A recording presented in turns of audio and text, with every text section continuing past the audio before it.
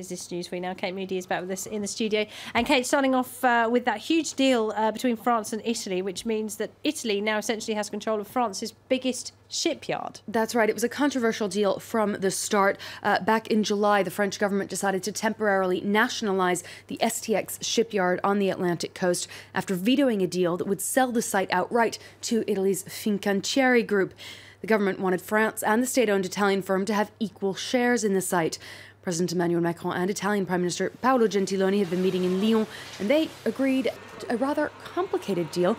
Shares will officially be divided 50-50, but France will lend 1% of its stake to the Italian group for a fixed period, giving it the controlling stake for the immediate future. Take a listen. The deal that we've made after France exercised its right of refusal temporarily, and that was always clear, is to have the capital structure that we wanted, 50-50. But by a lasting loan, that Fincantieri would be the industrial operator that makes the decisions and leads a true European firm. Now, meanwhile, Emmanuel Macron's government presented its first budget. The president has been forced to delay some of his planned tax cuts, but still hopes to reduce the tax burden by about 10 billion euros next year. To compensate, public spending will also be reduced, with a focus on making French companies more competitive. Pierre Delroux has more.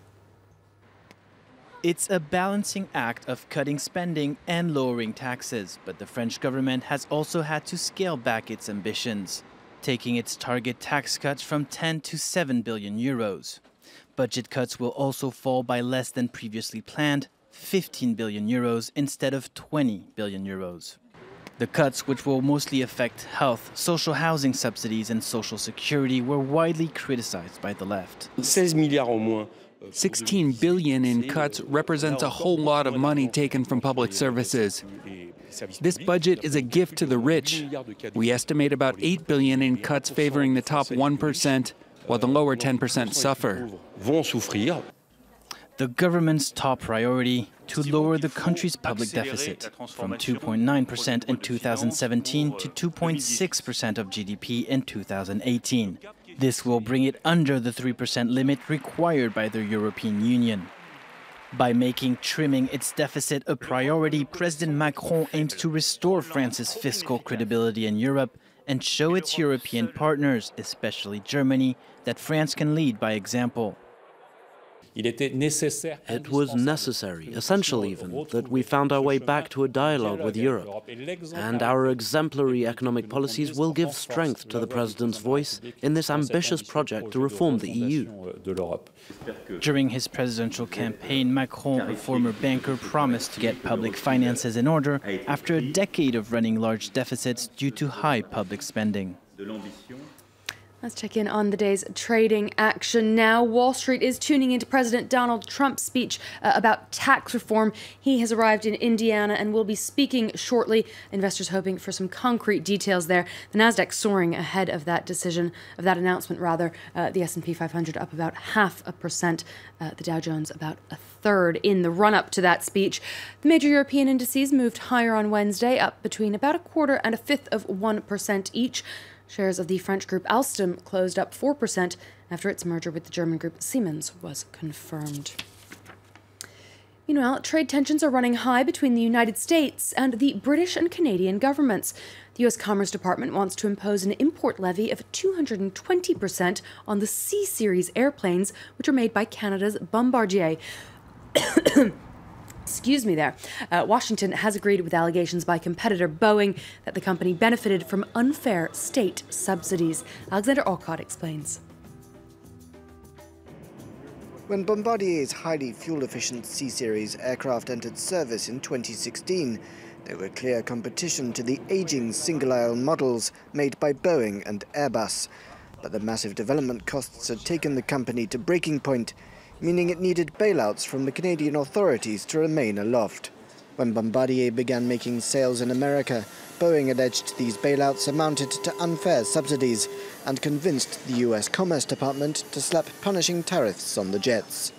The decision has outraged Ottawa as well as London, as major components for the aircraft are made in Northern Ireland, providing more than 4,000 jobs. It's workers that lose out in any dispute, and that's what the politicians need to realise. The British Defence Secretary says the tariffs could affect future purchases from the US company. Well, Boeing is a major defence partner of the United Kingdom and was one of the big winners from the last defence review. So this is not the kind of behaviour that we expect from a long-term partner. The UK and Canada are working together to try to reverse the preliminary ruling before the US Commerce Department's final decision in February. Even if the two countries do decide to boycott Boeing, the company says that's a price it's willing to pay in order to draw a line as the industry prepares for the arrival of competition from Russian and Chinese manufacturers. Meanwhile, with a $5.6 billion sale of C-Series planes to Delta Airlines now in jeopardy, Bombardier will have to look for markets other than the US to make sales. And for now, Chinese airlines are its best hope. Moving on to some of the day's other business headlines now. The European Union has fined a unit of Volkswagen €880 million for fixing truck prices. Scania was accused of colluding with 5 other truck manufacturers for over a decade, discussing pricing schemes and how to pass on the costs of new emissions-reducing technology. Scania has said it will challenge the fine in EU courts. Uber has appealed a UK court decision about its business model while preparing a separate challenge after transport authorities decided to ban its service in the British capital. The ride-sharing app says that its drivers are self-employed and therefore should not be entitled to benefits like the minimum wage and paid holidays. British authorities have been trying to crack down on irregularities in the so-called gig economy. And Ryanair has said it will continue cancelling flights through next March, months more than initially planned. This as it struggles to overcome a pilot scheduling crisis. The Irish carrier says 34 routes will be suspended from November to March 2018, affecting some 400,000 customers who've already booked flights. The company also says it scrapped plans to bid for the bankrupt Italian airline Alitalia in order to focus on addressing its own problems. And it does indeed seem to have a lot of problems at the moment, Laura. All those very, very angry customers that we've already seen their flights delayed, their holidays in jeopardy there, and that chaos now set to continue. Yeah, not fun for people who'd booked a flight with them, is it? Kate, thanks very much indeed. Kate Moody there with the business. We're taking a short break. Do stay with us, much more still to come.